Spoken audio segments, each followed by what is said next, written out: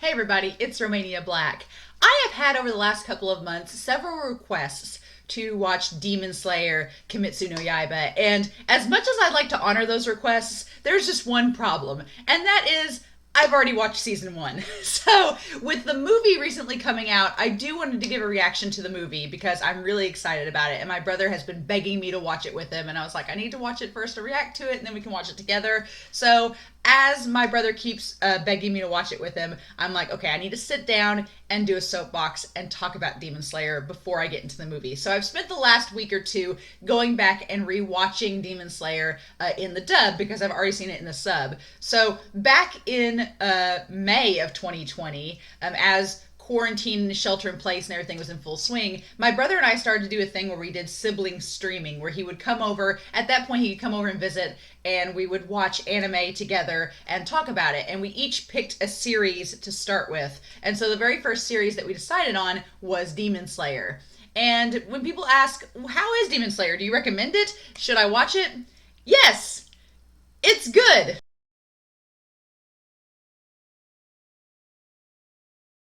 Just kidding. So I've noticed in the last couple of months there's been a lot of pushback against Demon Slayer, with a lot of people on Twitter and social media just being like, "Oh, it's good." Eh. And that seemed to be like that's the pushback. And so I did want to kind of confirm why I like this series and where I think some of the pushback is coming from, especially in comparison to series that have come out since then. Like, I know Attack on Titan Season 4 came out since then. Jujutsu Kaisen has come out since then. They're about to release Chainsaw Man. Like, different anime that are shown in there. And so how it kind of compares to Demon Slayer. I want to talk a little bit about that. So I've got my notes here, and hopefully this won't be a crazy long soapbox. I say that, and every time I say that, it ends up being really long. But probably not this time, because I don't have a whole lot of things to say about Demon Slayer just because it's just had one season. But I do want to go over my notes of why I like the series, what I do think some of the criticism maybe stems from, but also what I really enjoy about the series and what I'm looking forward to with the movie.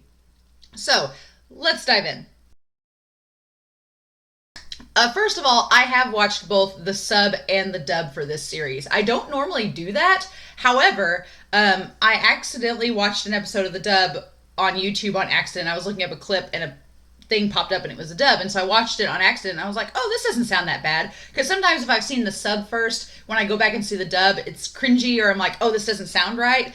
For example, I have had a really hard time watching the free dub because the characters just don't match up well, in my opinion, with the Japanese subs. And so I'm like, ugh, so I just can't do it. But with this series, I actually like the dub a lot. And it's funny because the individual who plays Tanjiro, which is Zach Aguilar, he actually plays a character, Arthur, in the series Seven Deadly Sins in the dub. And that was the second series that my brother and I watched. We watched Seven Deadly Sins. And so I recognized his voice as Arthur, and I was like, oh, he's that character for Seven Deadly Sins. He does a fantastic job as Tanjiro. It's hard, I think, to capture that innocence and compassion and purity that Tanjiro's voice actor does in the Japanese dub. But yeah, Zach does a really good job with it. And I have to give major props to Alex Lee.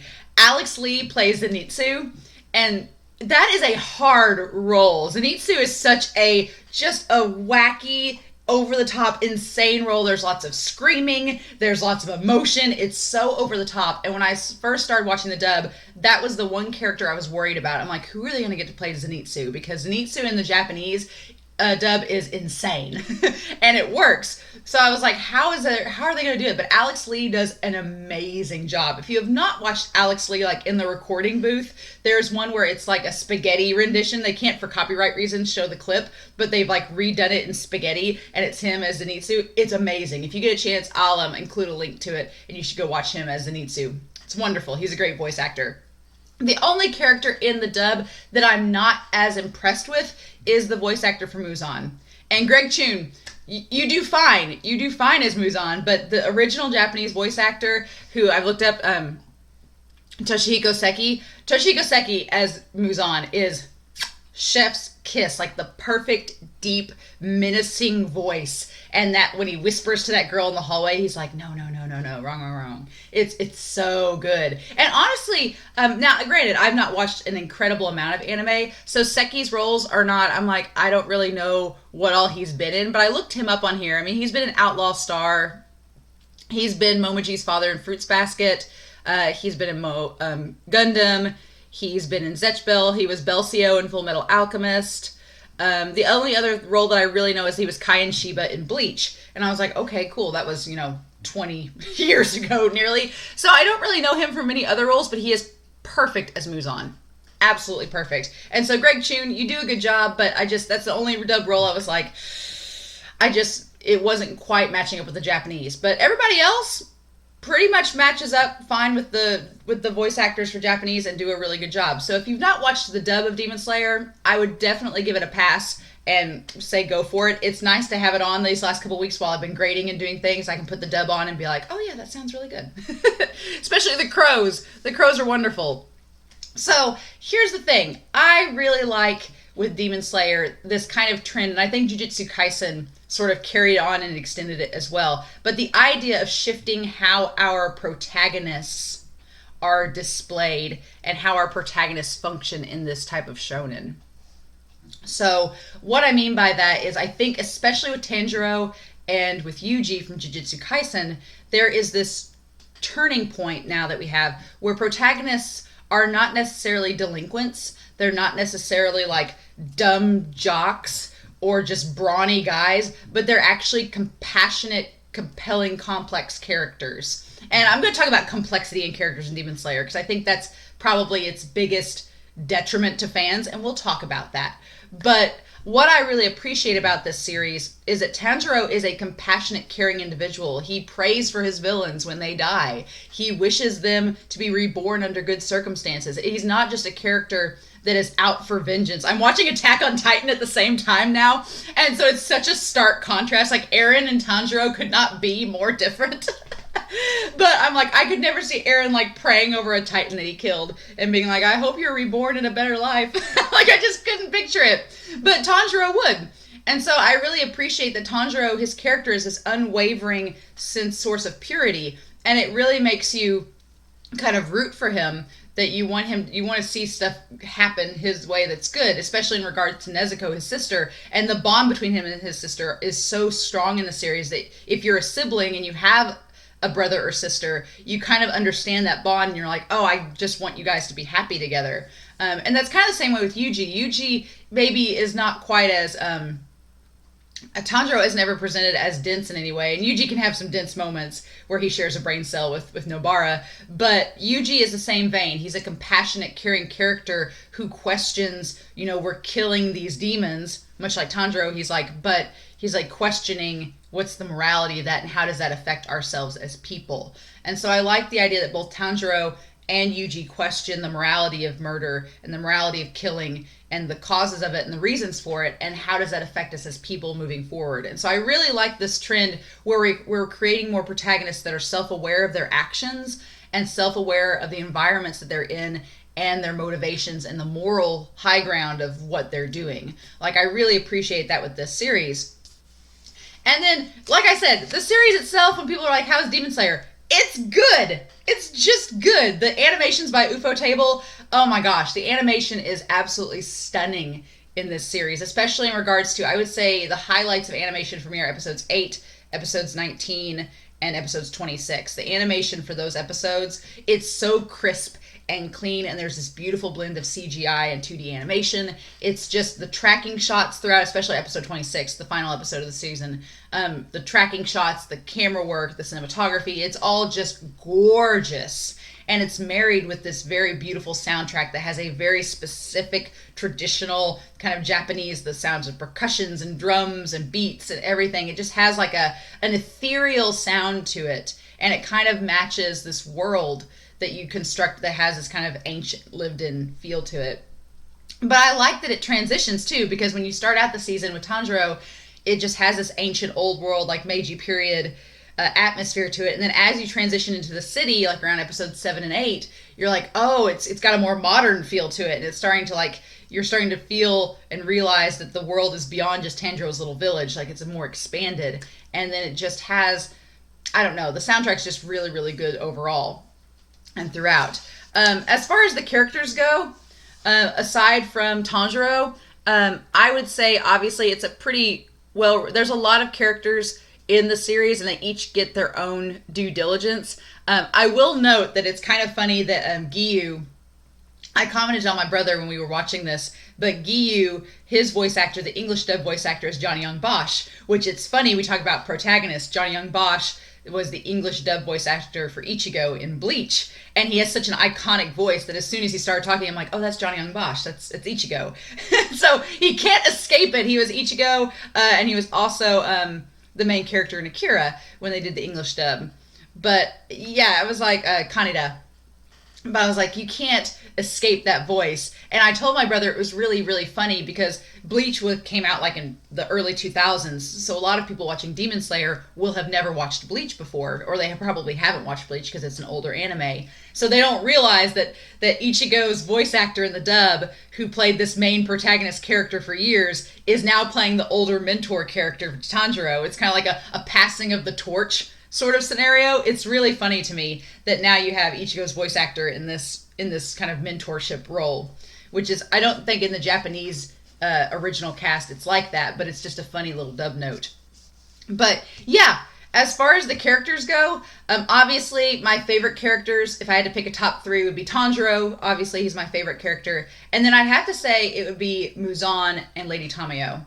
And Muzan is just such a good, menacing villain. I know a lot of people make fun of him because they say he looks like Michael Jackson with the fedora and the suit. It's like, of course. But I really like Muzan as being a villain because you can tell that there's something under the surface with him. There's a reasoning behind his plot. And I will say, first and foremost, I am anime only with this series. I have not read the manga. I am not planning on reading the manga because I know that they're doing another season in the movie. And so I want to be surprised when I watched those pieces of media. But having not read the manga, you can just tell that Muzan has a backstory. There is something under the surface with him and the reasons why he is the way that he is. And he's just a compelling character. And he can be so menacing, but also be so beautiful and soft and ethereal. Like, he has some glances that are animated that you're like, oh, wow. And it just, he's a very good villain, especially in episode 26 when he changes his form and he's like, gender fluidity, it's the thing. Like, okay, Muzan, cool. Glad we've established this. But I just like Muzan as a villain a lot, and I think he's a good foil for Tanjiro, because Tanjiro clearly is looking things from the moral high ground, and Muzan seems to be kind of the exact opposite. And so that's very interesting. And then Madame Tamayo, I'm a sucker for a good doctor character in a series, a good healer. And Tamayo she has this elegance and beauty and grace to her, but she's a demon, so there's a little bit of crazy under the surface, but it's just there. It's like, especially when she kills Tamaki, the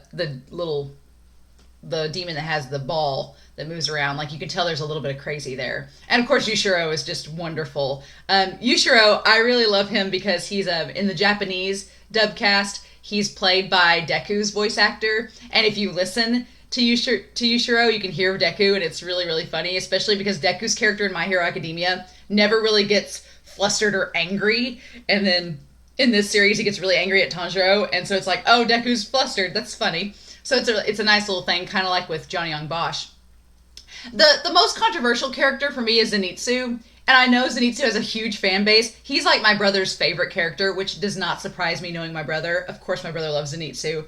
I will be honest, Zenitsu took a little while to grow on me, because at first I thought he was annoying as sin. I could not stand him the first episode I saw him in. I was like, shut up. I was like, quit talking. Because he's just so over the top and loud, and I was like, I cannot take this. But then you get to the mansion episode, and you see what sold me on Zenitsu is his unwavering loyalty and his kindness, because he, knowing that something was so important to Tanjiro, that Zenitsu's like, this is important to my friend, so I'm going to protect it because I'm his friend, and he can't be here to protect it himself. I was like, okay, cool, Zenitsu. You are a coward 90% of the time, but then you have these moments of clarity where I like you. And like I said, the English dub, the voice actor Alex Lee does a really good job of of doing his voice as well. But of course, Zenitsu has a crush on Nezuko and is a coward and crazy, and it's only when he passes out does he get brave. So he's an okay character. I would honestly say the character that I kind of like the least in the series so far, and this is just so far, it may change as I watch the series, is Inosuke is a very stereotypical shonen character. He's a very stereotypical side shonen character that's like the rival of our protagonist, but he's not really a rival. He just is kind of a blockhead and doesn't really understand what's going on because he was raised by wild beasts. So it kind of makes sense why his character is the way that he is. It's justified, but I'm just not crazy about Inosuke, and maybe that will change as the series goes on. I don't know. But as of right now, I'm just kind of like, he's fine. But the Hashira are all interesting. There's definitely a lot of Bleach parallels, and not just the fact that Johnny Young Bosch is voicing Giyu, but there's a lot of Bleach parallels in this series with the demons, obviously, with the swords and their abilities, but also specifically with the Hashira. The Hashira and then the captains of the Gotai 13, there's a lot of comparisons between those two groups. What I like about the Hashira is right off the bat when we meet them, they're not instantly like you think when Tanjiro meets them, you think that the Hashira are going to be on his side and support him, but no, they're like, let's just kill him. It's like, oh my god, we're going to try to kill our protagonist right off the bat. Cool, and they're the ones we're supposed to be friends with. Nice. But they all, you get where they're coming from because of how they've had to deal with demons, and they're the higher ups. So because they're the higher ups, they're the ones that have had to deal with demons the most. So you're like, this makes sense why you don't trust Nezuko at all, because she's an embodiment of what you've been fighting for years and years and what's killed your family and friends. So it only makes sense why they don't support her. If I had to pick my favorite of the Hashira, I would say obviously, I kind of like Takedo, who's the mist one. He's just so aloof and just kind of like head in the clouds. I like Kanroji, the girl with the pink hair. She's just so like sweet and everything. And then Giyu, I love Giyu. He's so calm and collected, but under the surface, you're like, he does care about Tanjiro. And then I like Rengoku, only because Rengoku is kind of like, if you've watched Haikyuu, you know Bokudo, who's Fukurodani's hitter, and Bokudo's always like, hey, and like really upbeat and like has a huge personality. Rengoku kind of reminds me of Bokudo, but not as sweet as Bokudo, because Rengoku, when he first sees Tanjiro, he's like, let's just kill them all, and it's like, oh god. But I do like Rengoku a lot. So I'd say Rengoku and Takedo and Giyu and Kanroji are my favorites. I like Shinobu. She's kind of prissy. She's one of those characters that she comes across as very sweet and kind, but you're like, under the surface, you're like, no, you're not sweet and kind. That's just an act. You're just putting that on. Like, you're really not sweet and kind. And so her character kind of has warmed up to me. And then the other characters I just really haven't seen enough of to know. I'm not really a fan of Shina Zugawa. I'm like, what a prick. Like, the whole fact of him hurting Nezuko just to try to provoke her to get to prove her point. I'm like, dude, you got an uphill battle to win me over. So we'll see how that goes with his character. But yeah, I just like the idea of the Hashira. They're definitely flawed characters right off the bat, and they're not as supportive instantly as what we would expect them to be.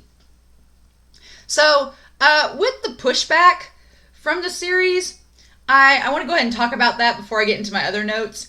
And that is mainly, I feel like a lot of the pushback is because I feel like this series is taking its time to develop characters. Like Tanjiro, we've spent the whole season with, and we get a lot about his actions and motivations and why he does the things that he does. And most of it is to protect his sister and find Muzan. Like Tanjiro's motivations are crystal clear. He is going to get revenge on Muzan for murdering his family and turning his sister into a demon. He wants to find a cure for his sister and turn her back into a human. And that's it. That's all we need. As far as protagonists go, that is as good of an excuse for him to move forward as any. Like, I totally respect that. I get that. Those motivations are totally clear. Got it. Cool.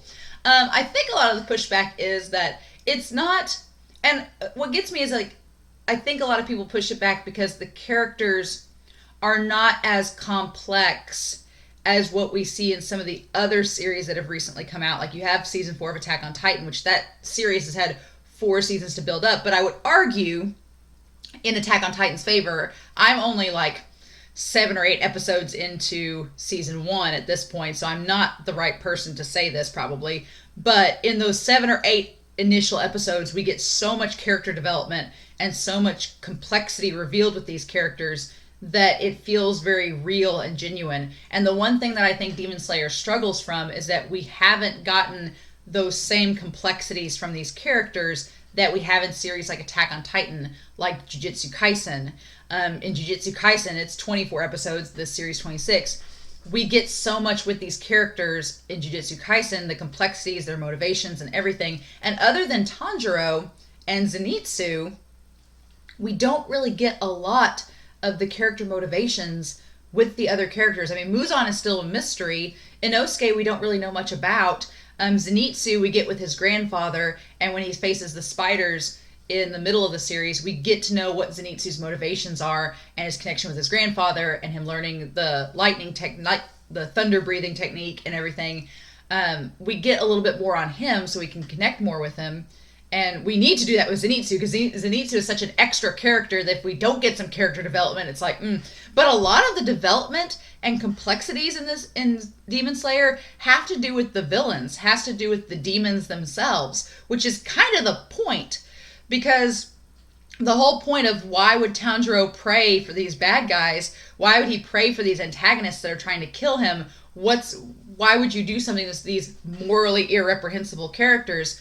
We spend the whole series giving these villains depth and a backstory so that prayer that Tanjiro gives them is justified and explained. And I like that about Demon Slayer because usually in a shonen, your villains are the villains of the week, right? Or the villains have such a basic motivation that it doesn't really give them much complexity, and you're like, okay, cool, you wanted to control the world, awesome. Had a very One Punch Man feel where he's just like, okay, whatever. But with this series, the villains have a complexity and a moral density to them that when they fail and as they're dying, you kind of understand like what all was leading up to this point. And Tanjiro's actions make a lot more sense and seem to have more weight to them. So I like that about them, but I think the main pushback is you've built up and made all these villains complex and then they die, but your characters that are there don't have that complexity yet. So I don't know as an anime only person if they will get that complexity as the series goes on. That may happen. I don't know. But as of right now, I can see where the pushback is, that they're like, oh, this series is good, but it doesn't have that depth to it that maybe Jujutsu Kaisen or Attack on Titan has to kind of push it in the same realm as them. It's just a good show, which for me is fine. I will take a good show over a bad show. And I don't think anybody would argue that. But I think that it was super hyped up for a long time, and Demon Slayer was like put out as the end-all be-all anime, and now that these other series have come out, people are like, well, Demon Slayer's good, but we're not going to put it on the pedestal of being the best thing since sliced bread. And I'm kind of trying to have that mindset going into the movie, because the movie is the biggest grossing film in Japan of all time. And is like currently the biggest grossing anime film in America of all time, I think. But here's the thing. Here's the caveat with that. And this is what I was thinking the entire time last year when it kept breaking records and breaking records and breaking records. Demon Slayer was the only movie out at that time in Japan. It was like in the middle of a pandemic, and it was the only movie that was available. So it's like, what were you going to go see? You know, there's maybe like 3 other films out. So I'm going into this movie not expecting it to be the most amazing cinematic achievement of all time. I'm not going to have that expectation because I know in the back of my head, I'm like, the only reason it's broke all these records is because it came out at the right time. It came out when there was nothing else to watch, and everybody was like, well, let's go see Demon Slayer in theaters. Why not? So I'm going into this film not being overhyped and expecting it to be the most amazing thing. I'm going to expect it to be an anime movie. I do like that this film, and I think it started a good precedence because Jujutsu Kaisen's kind of doing the same thing. I think it started a good precedence of having the plot or like a mini arc of a manga made into a movie. And I've not seen very many anime do that. Now, granted, there could be tons of anime movies that do that same thing. But I like the idea that Demon Slayer is taking a small arc that would be like a transitional arc, making a movie out of it, and then season 2 is going to go off of that movie. Because one thing I hate about anime movies is if they have no connection or bearance on the plot of the show in the canon. I can't stand filler movies. It's probably the reason why I have watched hardly any One Piece movies, because most of them are just filler, or they're not canon, they're just extra stuff. And I know some people like that, and that's cool if you like it, but I'm like, if it's not canon and it's not bearing any impact on the story, I don't really want to waste my time and see it. So I appreciate that me watching this Demon Slayer movie is going to have some relevance to the plot of season 2. I'm like, okay, cool. Glad to know it. So I am looking forward to that. As far as the rest of the series goes, the opening, Grunge, by Lisa, so good. It's such a good song. When it came out, that was like, I think everybody was obsessed with that opening. It's one of the great ones. I really like it. I like the ED as well. I would have to say that I went through the episodes, and I think another thing that people get kind of odd about with this series is that it does have very definitive arcs. Like, this series goes like on a roller coaster of arcs all the way through, and there's some good ones and there's some ones. But I think that it's all pretty streamlined. It's not like My Hero Academia where the arcs can be jarring tonally. Like, I think of season 4 of My Hero Academia where it's like we have Overhaul, and then we have the Happy Festival, and then we lead into this thing with the Nomu. Like, it's not like that. It all kind of flows pretty seamlessly throughout. The opening episode, fantastic. Like, if you want to hook somebody on a series, that first episode is pretty darn good. I really like it. I wish we had more long-haired Tanjiro.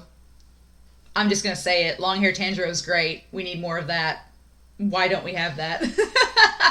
But the whole reveal with Sabito and Mikano, the two that were the dead children that show up to him as ghosts, like, that was such a cool reveal. I'm not sure I quite understand the dynamics of it, of why he sees them as ghosts. How does that work? Do we have ghosts in this world? We haven't really established that they're ghosts, or how that works.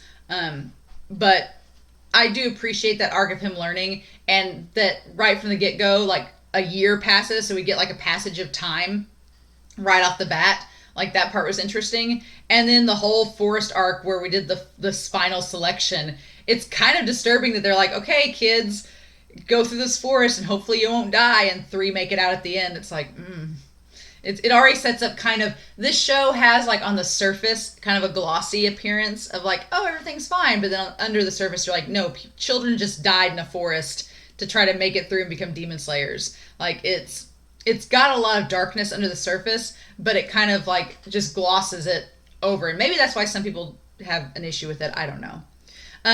As far as my favorite arc in the season, it's probably the episodes with Muzan and the Enchanting Blood, with Tamari and Arrow, and Lady Tamayo. I probably like that arc the best because I love Lady Tamayo so much, and I just like the animation and the cinematography of that fight. Even though it's not one of the major fights in the season, it's really good. I really like that arc a lot. I would also say that the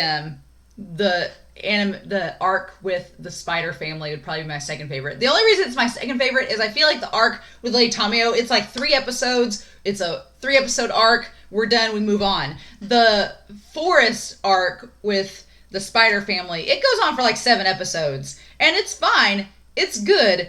But it just, I was like, okay, we're still fighting the dad spider. We're still fighting this. Now, granted, it has probably the best climax. I think the climax of the whole season is episode 19, which we'll talk about what that means for the season as a whole. I feel like the climax of the whole season is episode 19, which is the episode, let me get my episodes here. It's the episode where the Hinokami is probably one of my favorite episodes. If I had to pick my top 3 episodes, it'd be episode 8, which is Enchanting Blood, episode 19, which is Hinokami, and then episode 26, which is the new mission episode. So the Hinokami episode 19, the animation is gorgeous. The whole idea of Nezuko using, like, the fiery blood, the demon technique to get out of the net. Tanjiro flashing back to his father, realizing the fire breathing, everything. Like, it's so good. It's such a good episode. And it ties to the fact that there's a difference between fire and flame breathing, and that Tanjiro's family may have a little bit of a special trait to it. and that goes back to the earrings, and Muzan has a connection to that, so it's building that mystery up a little bit, which I really like. And then the main spider, Rui, his voice actor is the wonderful Uchiyama, who voices Tsukishima from Haikyuu, and so many other characters he voices. Shigaraki from My Hero Academia. He voices Shindo from Run with the Wind. He's just such a good voice actor, and he plays Rui to perfection.